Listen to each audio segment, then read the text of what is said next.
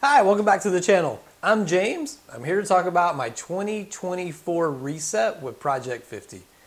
You may be like me and be someone who is okay healthy, okay working out, okay eating, but you want to reset and be better in the next year, and that is me.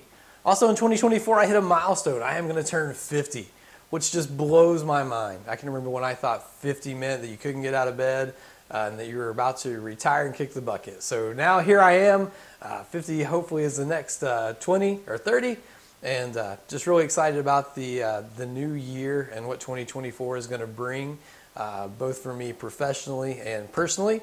And let's talk about Project 50 and how I think that's going to help. So kind of the theory behind this is I wanted something that would help me become more intentional in life, and something that I thought I could sustain when the kind of official dates were over. So I was looking at these type of programs, and one of the most popular, 75 Hard. And after researching that one, I just didn't think that it was something that was attainable for me in my professional life right now. I travel a lot as a sales manager, and I already know in the next 50 days I have at least 2 trips where I'll be gone almost a week each. And so doing 2 workouts and drinking that much water going through the airport, I didn't think was sustainable. So I thought I was just setting myself up for failure to pick something that I really didn't think I could complete, or maybe didn't want to complete. So I came across Project 50, which is a set of habits that you try to build over 50 days, and they seem attainable. They seem set on the same goals that I am trying to reach.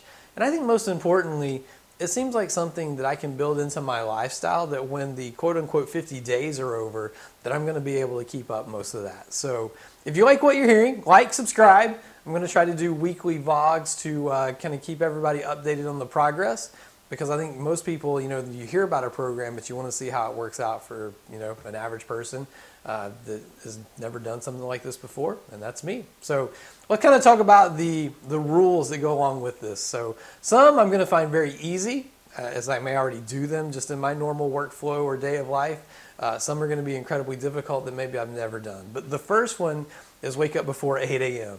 For me, that is not a problem. I am an early riser, generally up by 4. So the first one of waking up before 8 a.m. and getting 6 hours of sleep, I already have that built into my life. So rule number 1 for me, not going to be a problem. Rule number 2 is to have a morning routine. I do have a morning routine. However, this morning routine is you have to do it for at least 1 hour, no electronics, and be intentional about what you're doing in that first hour. So for rule number 2, I'm kind of already halfway there. I get up early. I have a routine, but my first thing is I generally look to my phone.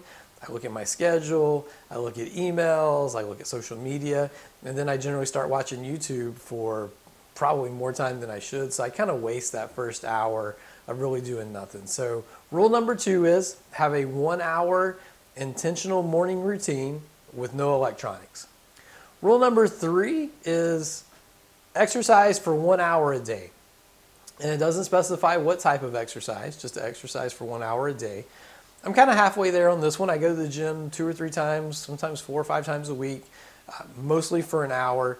But I'm not always very intentional about my workout and when I'm there. So as I turn 50 this year, my workout's going to change a little bit. For the folks that are watching this, they're maybe a little older like me. Mobility is something I'm going to build into my workouts. I feel like I'm getting a little stiff as I get older. And then continue to work in some 3 days a week of full body, 3 days a week of some type of cardio, and then 1 day of some type of yoga stretching workout, to make sure not only am I trying to continue to keep my muscle built up, but I'm also working with mobility to keep my body loose and limber. Rule number 4 is actually going to be maybe a little difficult for me. It's something I'm not very good at, or I have really ever done before, and that's to read a minimum of 10 pages a day. Of nonfiction, so like business books, motivational books, those type of things. I'm actually excited about this one. It's something I've always wanted to do.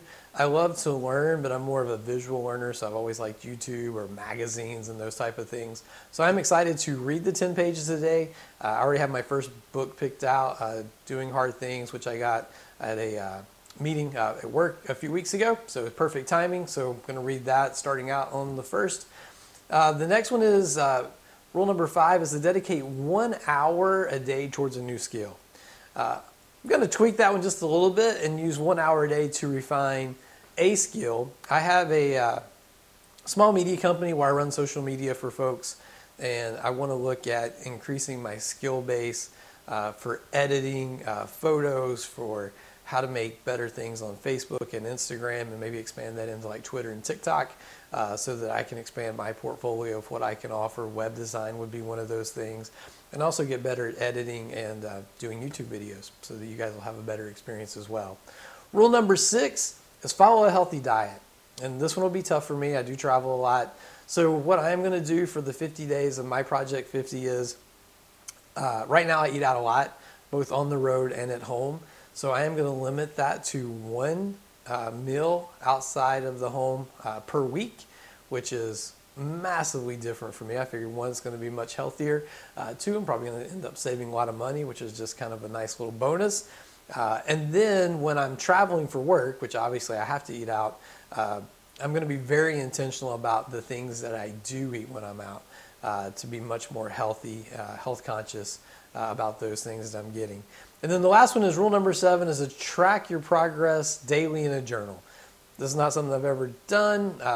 Really, the only issue I see with this one is just trying to remember it, to do it on a daily basis, but I do think that is cool. So those are the 7 rules to Project 50. They do have an asterisk that, you know, if you miss anything in a day, you're supposed to start over. Guys, that's not why I'm not doing Project 50 to be like a pass-fail. So I'm not going to do that. You know, for those watching, most of us, real life may get in the way, and I may miss something. I may fail 1 rule in 1 day. Maybe my alarm doesn't go off, or I don't wake up.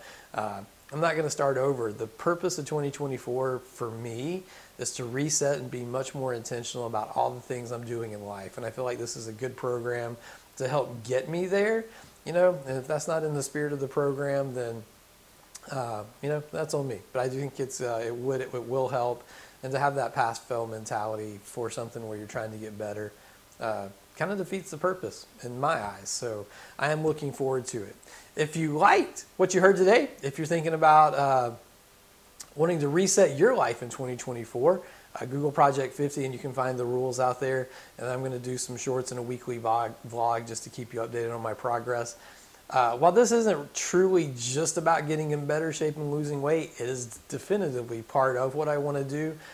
So I weighed this morning, almost embarrassed. I was at 192 and 26% body fat. And those are numbers I have not seen in quite a while. So the last 3 months of work and traveling, lots of meetings and dinners, has definitely taken its toll. So definitely looking to 2024. I appreciate you for taking the time to watch this, and I will see you soon. Thanks.